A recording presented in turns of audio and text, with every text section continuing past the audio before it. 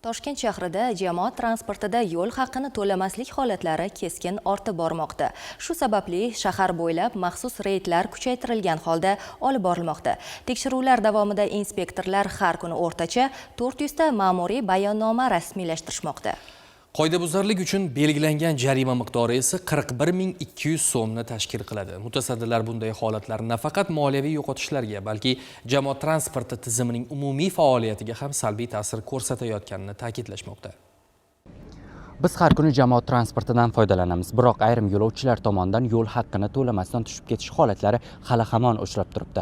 Ma'lumotlarga qaraydigan bo'lsak, joriy yilning 11 oyida yo'lovchilar tomonidan 19 mingdan ortiq yo'l haqqini to'lamaslik holatlari qayd etilgan. Yanada aniqroq qilib aytadigan bo'lsak, bu ko'rsatkich o'rtacha har oyda 1700 ta, har kuni esa 50-60 ta bepul yurish holati qayd etilganini anglatadi.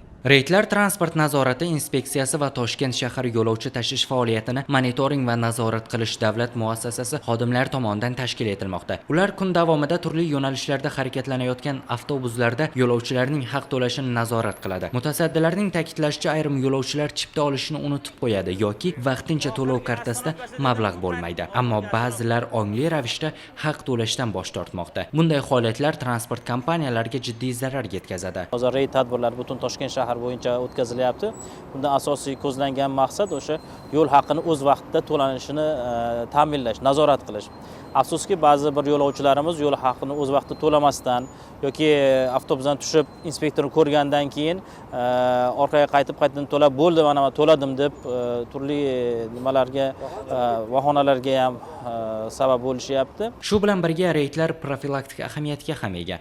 Inspektorlar yo'lovchilarga aniq to'lash tartibi, elektron to'lov vositalaridan foydalanish hamda transport madaniyati haqida tushuntirish ishlarini ham olib bormoqda. Tegishli idoralar tomonidan olib borilayotgan kuchaytirilgan nazorat tadbirlari fuqarolarni mas'uliyatli bo'lishga, jamoat transportidan foydalanishda odob, axloq va huquqiy madaniyatni oshirishga qaratilgan.